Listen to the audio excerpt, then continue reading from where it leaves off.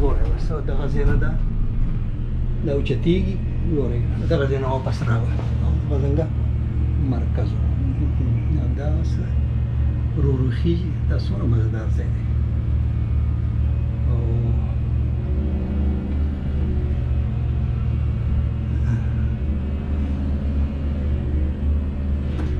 دا د دې سټارټینګ پوینټ دی دغه ځای نه راوالوتو دې ته چې کوم دی نو لنډن ایکسل وایي دې ځای ته لنډن ایکسل او دا دغه شوی دی دې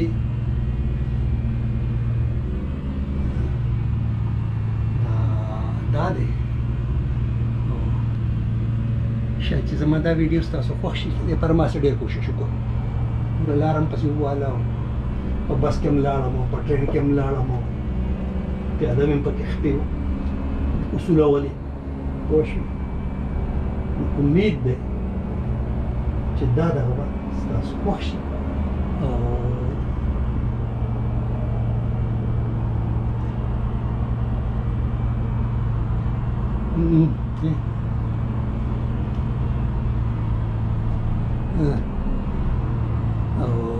او دغه دی او قصه ده چې قصه ده په هر یو کیبن کې صرف دوه کسان ناست دي لکه فرینډلي چې کوم یو ګروپ دی که نه هغه په هغې کې ناست دی داسې نه ښي دی چې په دې کې دا غټ شی دی موږ په دې کې ناست یو خو صرف دوه کسان پکې موږ ناست یو بوډا بوډۍ دغه موږ نه چې مخکې وو هغه هم دوه ځوانان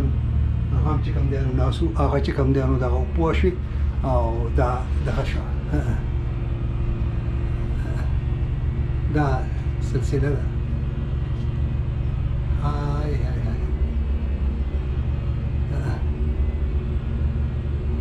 او دا ګورئ ورته بس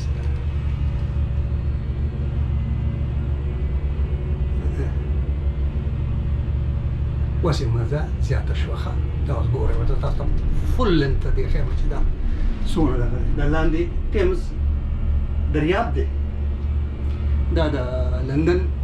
ورته ووایو نو دا د لندن روح دی دا سیند د دې ډېر د دې په اقدام کې دغه باندې د دې ډېر اثر دی او دا دغه دی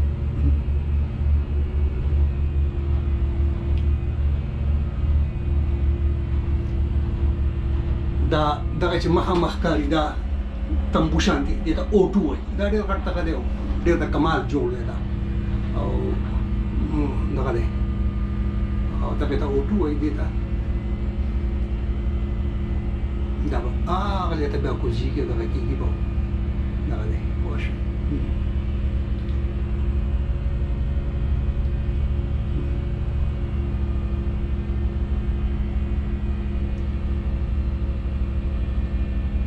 خو دا چې چا هم کړی دی لکه چې چا دا آیډیا تاټ کړې ده او سوچ یې کړی دی او بیا ډیزاین کړی دی دا ټول بهترین دماغ و رښتیا خبره داسې ده ګینې دا داسې دا شته داسې خو هغه د خاورونه سره زر جوړول هغه دا بهترین دماغ کوي دا منلې خبره ده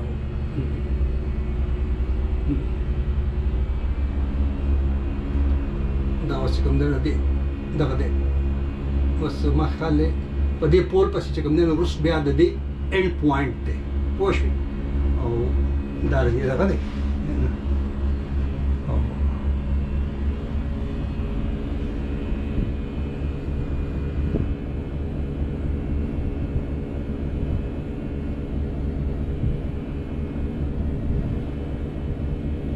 هوښیار خلک خپل وسایل لري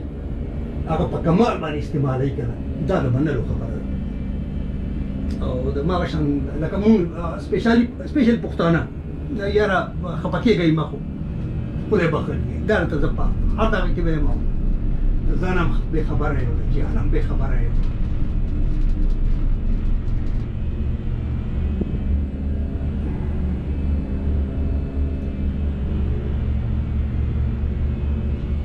دا اوس دا په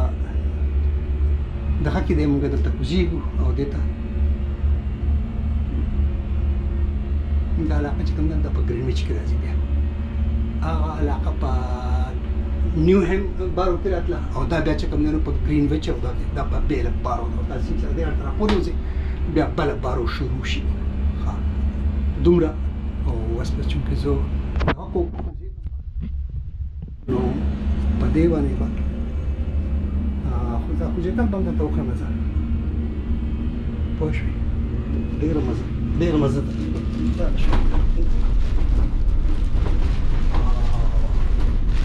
کوزي ګوبې ځان تیار کړه دې طرف انشاءالله دلته به زه اوس کوزېږم او تاسو به ووینئ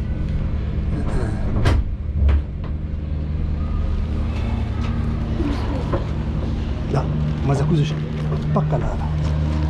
ثانک یو هذا لفت لراځه په لفت کې وکوشو چې لاندې مونږه هغه نشو کولی او دا پوه شو